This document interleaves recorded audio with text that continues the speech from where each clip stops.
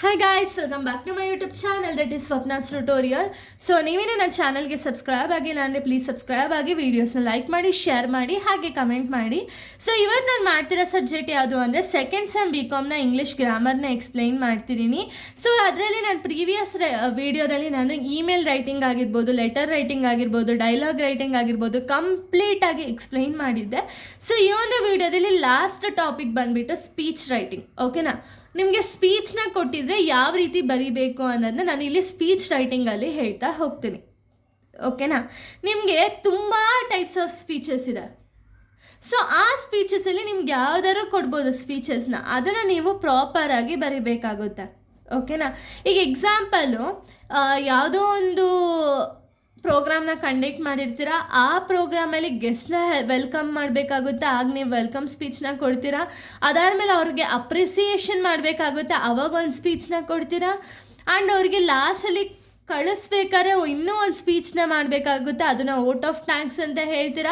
So ಎಲ್ಲ ಸ್ಪೀಚಸ್ಗೂ ಕೂಡ ನೀವು ಕಾಮನ್ ಆಗಿ ಏನೇನೆಲ್ಲ ಬರೀಬೋದು ಅದನ್ನು ನೀವು ಬರಿತಾ ಹೋಗ್ಬೋದು. ಓಕೆನಾ, ಬಟ್ ಇಲ್ಲಿ ನೀವು ಕ್ವಶನ್ನ ನೋಡ್ಕೊಳ್ಳಿ, ವೆದರ್ ನಾವು ಯಾರನ್ನೋ ಒಬ್ರನ್ನ ಇನ್ವೈಟ್ ಮಾಡಬೇಕಾ, ಎಕ್ಸಾಮಲ್ಲಿ ಕೊಡೋ ಕ್ವಶನ್ಸಲ್ಲಿ ಯಾರೋ ಒಬ್ರನ್ನ ಇನ್ವೈಟ್ ಮಾಡಬೇಕಾ, ಅಥವಾ ಯಾವುದೋ ಒಂದು ಇವಾಗ ಇಂಡಿಪೆಂಡೆನ್ಸ್ ಡೇ ಆಗಿರ್ಬೋದು, ರಿಪಬ್ಲಿಕ್ ಡೇ ಆಗಿರ್ಬೋದು, ಇಂಥ ಒಂದು ಡೇಸ್ಗಳಿಗೆ ನಮಗೆ ಸ್ಪೀಚ್ ಕೊಟ್ಟಿದ್ದಾರಾ ಅಂತ ನೋಡ್ಬೋದು. ಅಥವಾ ನಿಮಗೆ ಏನೋ ಒಂದು ಸ್ಪೀಚ್ ಮಾಡಿ ಅಂತ ಹೇಳಿ ಯಾವುದೇ ಒಂದು ಕ್ವಶನ್ ಕೊಟ್ಟಿರಲಿ ನಿಮಗೆ ಎಕ್ಸಾಮಲ್ಲಿ, ಸ್ಪೀಚ್ ರೈಟಿಂಗ್ ಮಾತ್ರ ನೀವು ಮಿಸ್ ಮಾಡ್ಕೊಳ್ಳೋಕ್ಕೆ ಹೋಗಬೇಡಿ. ಯಾಕೆ ಅಂದರೆ ಇದನ್ನು ಆರಾಮ್ಸೆ ನೀವು 5 ಮಾರ್ಕ್ಸ್ ಅನ್ನೋದನ್ನ ಸ್ಕೋರ್ ಮಾಡ್ಬೋದು. ಅಪ್ ಟು 4 to 4.5 ಪೇಜಸ್ವರೆಗೂ ಬರೀರಿ, ಆರಾಮ್ಸೆ ಕವರ್ ಮಾಡ್ಬೋದು. ಯಾಕೆ ಅಂದರೆ ಈ ಸ್ಪೀಚ್ ರೈಟಿಂಗ್ ತುಂಬ ಈಸಿ ಆ್ಯಂಡ್ ತುಂಬ ಲೆಂತಾಗೂ ಬರೀಬೋದು. ನೀವು ಆರಾಮಾಗಿ ಏನೋ ಒಂದು ಡೀಟೇಲ್ಸ್ನ ಇನ್ಕ್ಲೂಡ್ ಮಾಡಿ ನೀವು ಬರಿತಾ ಹೋಗ್ಬೋದು. ಓಕೆನಾ, ಅದಕ್ಕೆ ನೀವು ಸ್ಪೀಚ್ ರೈಟಿಂಗ್ ಮಾತ್ರ ಮಿಸ್ ಮಾಡ್ಕೊಳ್ಳೋಕೆ ಹೋಗಬೇಡಿ. ಇದಕ್ಕೆ 5 ಮಾರ್ಕ್ಸ್ ಇರೋದು. ಅಟ್ಲೀಸ್ಟ್ ನಮಗೆ 4 ಪೇಜಸ್ ಆಗಲಿಲ್ಲ ಅಂದರೆ ಅಟ್ಲೀಸ್ಟ್ 3 ಪೇಜಸ್ ಆದ್ರೂ ಬರೀರಿ. ಓಕೆನಾ, 2.5, 3 or 4 ಓಕೆ, ಇಷ್ಟು. ಓಕೆನಾ, ಸೊ ಇವಾಗ ನಾನು ಫಸ್ಟು ವೆಲ್ಕಮ್ ಸ್ಪೀಚ್ ಏನಾದ್ರು ಕೊಟ್ಟಿದ್ರೆ ನಿಮಗೆ ಎಕ್ಸಾಮಲ್ಲಿ ಯಾವ ರೀತಿ ವೆಲ್ಕಮ್ ಸ್ಪೀಚ್ನ ಬರೀಬಹುದು ಅಂದರೆ, ಸೊ ನೋಡಿ, good morning every one, I am Swapna. And it is an immense pleasure to welcome you all to the cultural event.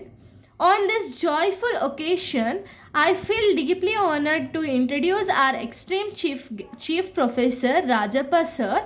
We are grateful for the presence today.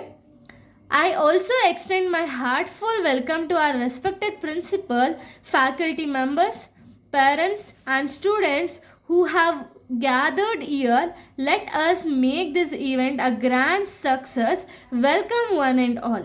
ಅಂದರೆ ಏನು, ಸೊ ಇಲ್ಲಿ ನಾನು ಏನು welcome ಮಾಡ್ತಿರೋದು ಅಂದರೆ, ನನ್ನ ಒಂದು ಕಾಲೇಜ್ನ ಚೀಫ್ ಗೆಸ್ಟ್ ಆಗಿರ್ಬೋದು, ಪ್ರಿನ್ಸಿಪಲ್ ಆಗಿರ್ಬೋದು, ಫ್ಯಾಕಲ್ಟೀಸ್ ಆಗಿರ್ಬೋದು, ಅವ್ರನ್ನ ಒಂದು ಕಲ್ಚರಲ್ ಇವೆಂಟ್ಗೆ ವೆಲ್ಕಮ್ ಮಾಡ್ತಿರೋ ಅಂಥ ಒಂದು ಸ್ಪೀಚು. ಓಕೆನಾ, ಇಲ್ಲಿ ನಾನು ಯಾವ ರೀತಿ ಸ್ಟಾರ್ಟ್ ಮಾಡಬೇಕು, ಇವಾಗ ನೀವು ವೆಲ್ಕಮ್ ಮಾಡಬೇಕು ಅಂದರೆ ಫಸ್ಟ್ ನೀವು ಗುಡ್ ಮಾರ್ನಿಂಗಾ, ಗುಡ್ ಈವ್ನಿಂಗಾ, ಗುಡ್ ಆಫ್ಟರ್ನೂನಾ ಅಂತ ಕಂಪ್ಲೀಟಾಗಿ ತಿಳ್ಕೊಂಡು ಆಮೇಲೆ ವೆಲ್ಕಮ್ ಮಾಡಬೇಕಾಗುತ್ತೆ.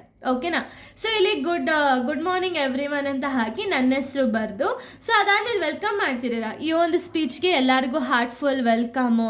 ಸೊ ಅಲ್ಲಿರುವಂಥ ಚೀಫ್ ಗೆಸ್ಟ್ನ ವೆಲ್ಕಮ್ ಮಾಡ್ತೀರಾ. ಅಲ್ಲಿ ಯಾರೇ ಒಬ್ಬರು ಚೀಫ್ ಗೆಸ್ಟ್ ಇರಲಿ, ವೆದರ್ ಅವ್ರ ಹೆಸರು ಇಲ್ಲಿ ನಾನು ರಾಜಪ್ಪ ಸರ್ ಅಂತ ಹೇಳಿ ಕೊಟ್ಟಿದ್ದೀನಿ, ಸೊ ರಾಜಪ್ಪ ಆಗಿರಲಿ, ಯಾರೇ ಒಬ್ಬರು ಆಗಿರಲಿ ಅವ್ರನ್ನ ವೆಲ್ಕಮ್ ಮಾಡಿ ನಿಮ್ಮ ಒಂದು ಪ್ರಿನ್ಸಿಪಲ್ನ ವೆಲ್ಕಮ್ ಮಾಡ್ತೀರಾ. ಹಾಗೆ ಅಲ್ಲಿರುವಂಥ ಟೀಚರ್ಸು, ಫ್ಯಾಕಲ್ಟಿ ಮೆಂಬರ್ಸು ಆ್ಯಂಡ್ ಸ್ಟೂಡೆಂಟ್ಸ್ನ ವೆಲ್ಕಮ್ ಮಾಡಿ ನಿಮ್ಮ ಒಂದು ಸ್ಪೀಚ್ನ ಕನ್ಕ್ಲೂಡ್ ಮಾಡ್ತೀರಾ. ಓಕೆನಾ, ಇದು welcome speech.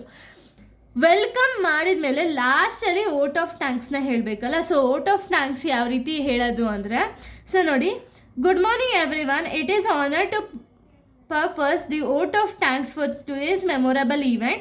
It is sincerely thank you to our chief guest Kumarappa sir for gracing and inspiring speech. My gratitude goes to our principal for the constant support and guidance. And finally, I thank each and everyone for making this event success.